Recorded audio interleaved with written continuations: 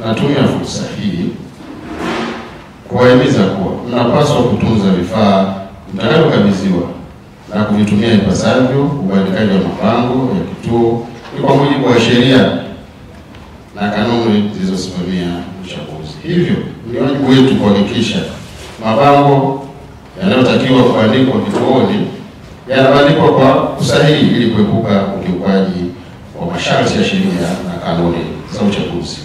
Kutokana na jukumu hili, kama nilivyosisitiza kwenye hotuba yangu ya ufunguzi, mtapaswa kufika kituoni katika vituo vya kupigia kura mapema iwezekanavyo kutegemeana na jiografia ya eneo husika.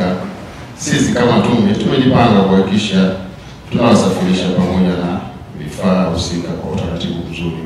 Wakati cha kusisitiza hapa, tuna vituo, mfano kituo cha Mapingili Mwanzwaji, unatembea umbali kidogo, unapita kwenye majaruba kidogo, na mvua utavua viatu kidogo. Sasa huo ndio uzalendo. Maana tunasema ukitoka hapa basi jua kituo chako kiko wapi.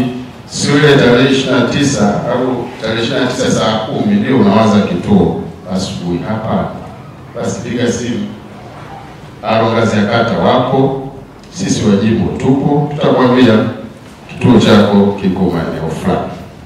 Utunzaji wa siri. Ndugu washiriki, kabla ya kuanza mafunzo mliapa kiapo cha kutunza siri. Kiapo hiki kipo kwa mujibu wa kanuni namba 8 ya kanuni za uchaguzi rais wa bunge na madiwani ya mwaka 2025.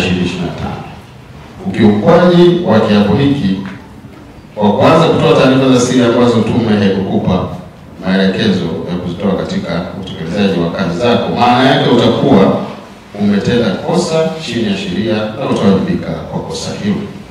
Hivi sasa yapo makundi sogozi ya WhatsApp. Jitahidini katika kipindi hiki myapunguze ili msije kukosea kutuma taarifa ya aina yoyote katika makundi hayo ambayo haikutakiwa.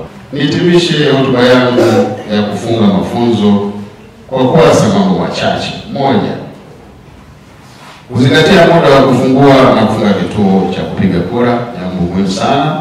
Kufanya kazi kwa uzalendo na weledi. Uzalendo na weledi. Kwenye weledi tumeshajengewa uwezo. Sasa hivi sisi tuna ujuzi wa kutosha. Sasa tutumie ule weledi kwenda kufanya mambo kwa utaratibu kwa kuzingatia sheria. Kufanya kazi kwa kushirikiana na bila kusahau kuwa msimamizi wa kituo ndio msemaji wa mwisho katika kituo cha kupigia kura. Kuwa na lugha nzuri na kutoa kipaumbele kwa wapiga kura wenye mahitaji maalum wanapofika vituoni.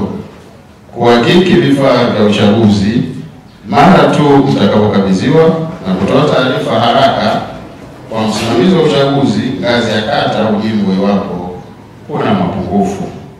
Baada ya kusema haya, ndugu washiriki, natamka kuwa mafunzo haya ya siku moja, siku mbili ya wasimamizi wa vituo na wasimamizi wasaidizi wa vituo vya kupigia kura yamefungwa rasmi.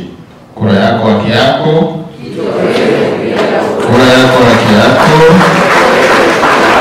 Kwa hotuba ambayo imetolewa na mgeni rasmi, mimi binafsi napenda kumshukuru Mungu kwa ajili yake. Ameonyesha moyo wa uzalendo toka mwanzo alipokuja siku ya kwanza, na hatimaye katika siku ya pili ameonyesha jinsi gani anavyokutakia wewe na mimi tuweze kuwa katika daraja lile la matumaini. Hatuhitaji kuharibikiwa, na yeye hahitaji mtu yote aharibikiwe. Tahadhari zote ambazo ameweza kuzitoa ni vizuri tuzizingatie ili tuweze kwenda kama timu moja, ili kama ni magoli twende tukafunge na ushindi huo wetu pamoja. Kwa ajili hiyo basi ni kuombe wewe ambao umesikiliza hotuba hii tuweze kuungana, tuwe inviting venture. Tunapokwenda katika vituo vyetu tukatekeleze kile ambacho tumeagizwa, tulichojifunza, tulichokielewa, lakini uzalendo ukatangulie mbele. Ndugu mgeni rasmi, nikushukuru sana, na siku nyingine kama ikitokea namna kama hii usisite kutia moyo na kusaidia mara ambapo pameharibika, maana ndio wajibu wako uliopewa Kumbuka kazi hii umepewa mabegani mwako, ukaishusha chini. Wapo wasimamizi wasaidizi ngazi za kata, lakini bado na wao pia wakashusha chini ngazi za vituo. Tukuahidi kwamba tutaenda kufanya kwa weledi. Mzidi kutuombea, tumtangulize Mungu. Penye kumtanguliza Mungu hakuna jambo linaloshindikana.